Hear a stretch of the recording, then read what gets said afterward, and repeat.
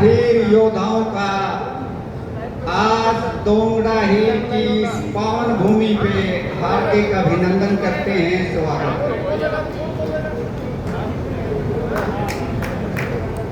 साथियों, आज की ये पंचायत, ये महापंचायत एक विशेष कारण से आयोजित की गई है। वो विशेष मुद्दा है कि अहीर रेजिमेंट का गठन हो। भाई, काफी समय से आप सुन रहे हो कि अहीर रेजिमेंट का गठन हो। अब मेरा ये कहना है कि भाई अहीर रेजिमेंट का गठन क्यों हो? कभी आपने ये विचारा है कि भी अहीर रेजिमेंट हमारे लिए क्यों जरूरी है? साथियों, मुद्दा है कि हमारी भारतीय सेना जातीय आधार पर वर्गीकृत है।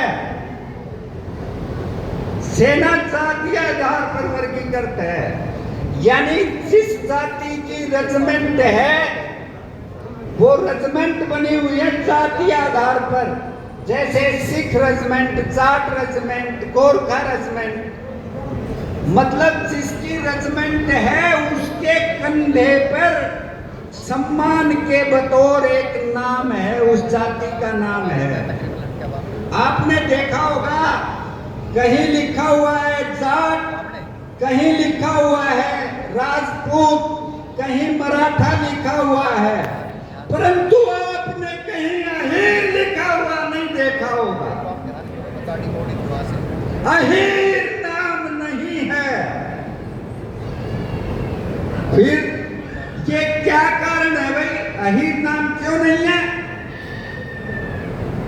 इस नाम को लिखाने के लिए क्या एलिजिबिलिटी चाहिए, क्या चीज जरूरी है? कभी आपने विचार किया है?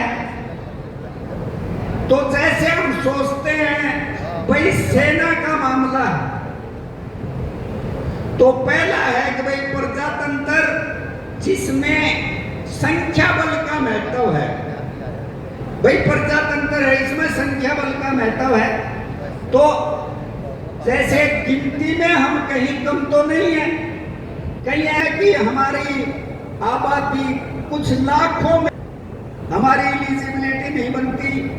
तो साथियों, ये निर्विवाद सत्य है कि संख्या बल में हम हिंदुस्तान में एक नंबर पे, संख्या बल में हम हिंदुस्तान में एक नंबर। तो संख्या तो पूरी है भाई हमारी। दूसरा मुद्दा आता है कि भाई ये रेजिमेंट जो है ये सेना का मामला है, तो वीरता की बात आती है भाई। कहीं हम खींचले तो नहीं है, खींचले समझो हो भाई, हम डरपोक तो नहीं सा कदे रेजिमेंट बढ़ा दी जावे और हमारा पे बंदूक है ना चल रहे। तो साथियों, इतिहास इस बात का साक्षी है कि वीरता के मामले में अहीरों का कोई सानी नहीं है, कोई बराबरी नहीं है वीरता के मामले में। जब कभी दुश्मन का पाला वीर अहीर से पड़ा है तो उसको मुंह की खानी पड़ी है, ये निर्विवाद सत्य है। मामला चाहे भाई आजादी से पहले हो। एक मुझसे पूर्व वक्ता कह रहे थे कि 1739 में राव बाल किशन जी 1739 में जब नादर शाह चढ़ के आ गया तो वो अपने 5000 शूरवीरों के साथ करनाल के युद्ध क्षेत्र में रुक गया, जाके डट गया। और जब तक वो खड़ा रहा नादर शाह के छक्के छुट गए, उसका कदम आगे नहीं बढ़ा सका वो, और वो बलिदान हो गया। उसके बाद जब नादर शाह दिल्ली में बादशाह से मिला तो उसने पहला उसका ये अल्फाज था, अगर उस सूरवीर की भांति तुम्हारी सेना लड़ी होती या किसी ने उस सूरवीर का साथ दिया होता तो आज मुझे दिल्ली देखना नसीब नहीं होता। ये नादर शाह ने माना है, ये लिखित प्रमाण है साथियों। कथा नहीं सुना रहा हूं आपको। अच्छा, फिर आती है लड़ाई 1857 की, स्वतंत्रता संग्राम, जिसमें राव तुलाराम ने अंग्रेजों की चूल्हे हिला दी, चूल्हे। जब अंग्रेजों के खिलाफ कोई सांस भी नहीं ले सकता था तो राव तुलाराम ने उसके छक्के छुड़ा दिए। उनका लीडिंग जो सेना का अधिकारी था उसको मौत, मतलब उसको जान से हाथ धोने पड़े। ऐसा उनका चक्रव्यूह जिसमें हवा भी नहीं घुस सकती थी, फिर भी सूरवीर ने अपने घोड़े के साथ अपने हाथी पे टाप लगा कर उसका सिर धड़ से अलग कर दिया। साथियों, कभी सर्वोच्च सेनापति नहीं मारे जाया करते। तो ये बलिदान था राव तुलाराम का, वीर शिरोमणि राव तुलाराम ने इस प्रकार की बहादुरी। अच्छा, फिर बात आती है भाई, क्यों कहीं से उठा लो। मैं तो सीधी सीधी बात कहता हूं, चाहे पाकिस्तान की लड़ाई हो, हाजी पीर हो, क्या 71 की लड़ाई हो, और 62 में तो आपने इतिहास रच दिया। 62 में रिजांगला कितने लोग जानते हैं? अब तो जानने लग गए काफी कुछ। रिजांगला में अभी पूर्व वक्ता ने भी कोई उसमें कविता ये बताया, अग भाई वहां पे साथियों ये निर्विवाद सत्य है कि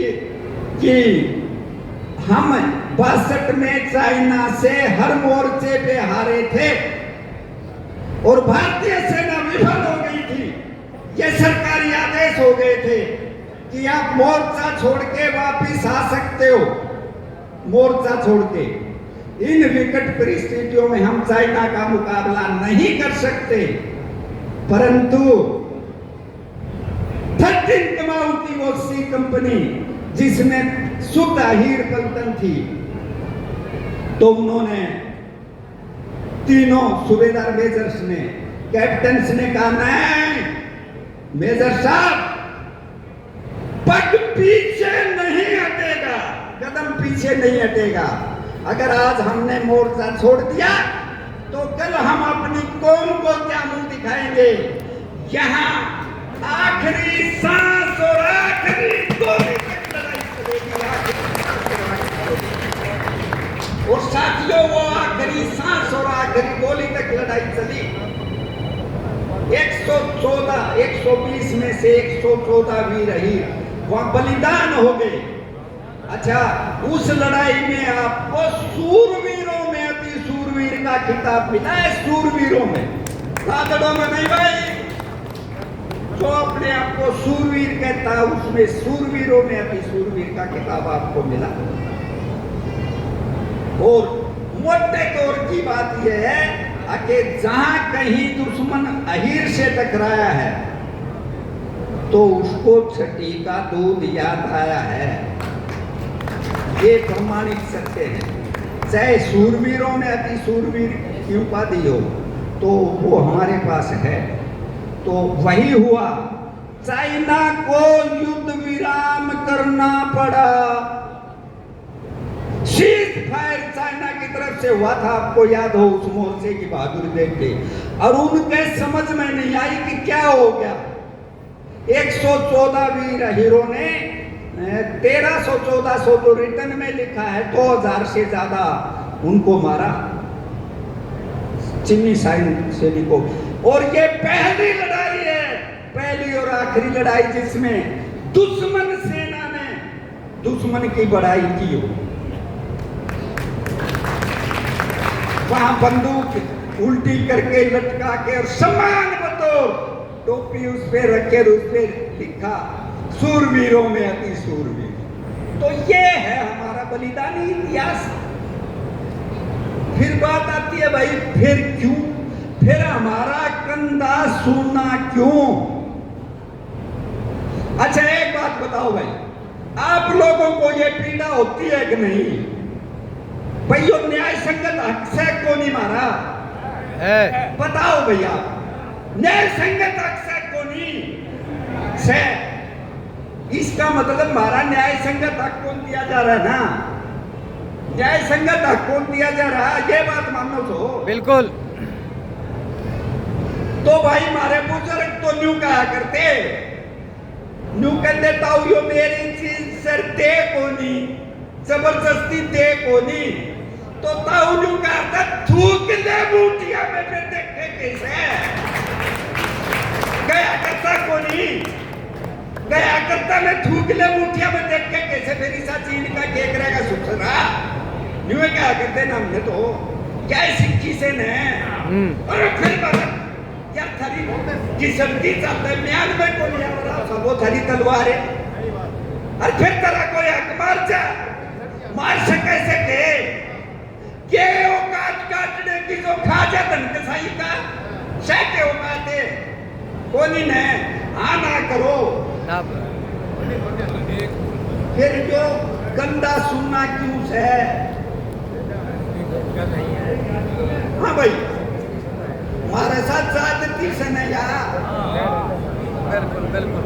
ज्यादती से तो देखो भाई वो ताऊ का था ना थूक लो लाठियां में, वो जमाना था लाठी बजाने का, ये जमाना से प्रजातंत्र का वोट का अधिकार है। आपके गांव में कोई भी नहीं जानते, कोई भी मंत्री संतरी आवे तो भाई गोरवा उसे ना उनको गोरवा का आगरा फिरनी उसमें पड़ती है बाप पकड़ के नुकरा रजमेंट जाए से नहीं। हाँ भाई कह सको सो नहीं, कहना चाहिए कि नहीं बताओ भाई 10 आदमी बूढ़े बूढ़े 10 आदमी हीरो के बड़े बड़े गांव में, बड़े बड़े गांव में जो भी मंत्री आवा उसकी बाह पकड़ के न्यू करे रेजिमेंट ले ऐसे कि नहीं ये छोरे देख रहे से वो घरी जाके रात में पड़िया पड़िया सरकेगा, पड़िया पड़िया सरकेगा या पंचायती अग भैया हीरो के वोट तभी मिलेंगे जब वही रेजिमेंट का गठन होगा। ऐसा कर सकते हो ना, एक बार कह दो वोट वही पाएगा जो वही रेजिमेंट बनाएगा है भाई, कहना चाहिए ना हमें। तो मेरा आप लोगों से एकमात्र निवेदन कि भाई कोई भी आओ आप आज इस तरह मेरा यो खंबा बदलवा दे, मेरे छोरे का तबादला 5 गांव पर ऐसे 5 गांव पीछे है वहां से याद ला दो है ना, ये ट्रांसफर और खंबे न्यूने करवाने और ये नाली बनवाने तो आप फिर बनवा लेंगे। चल सब चालो बोलो। तो भाई ये आप घर जाके आज प्रण लेके जाओ भाई, जो कोई जब कभी कोई बात चर्चा होगी आप जैसे यहाँ जितनी भी संख्या में आए हो इससे 100 गुना व्यक्तियों को जरूर ये एग्जीक्यूट करो, प्रेरित करो कि हमारा न्याय संगत हक मारा जा रहा है और हमारा नैतिक दायित्व है कि अही रेजिमेंट के गठन के लिए हम आवाज उठाएं। भाई समय का सीमा से बाधित हैं, अच्छा फिर बाद में किसी मौके पे करेंगे। एक बार आपसे सिर्फ इतना आश्वासन लेते हुए अपनी वाणी को विराम दूंगा कि भाई हर बंदा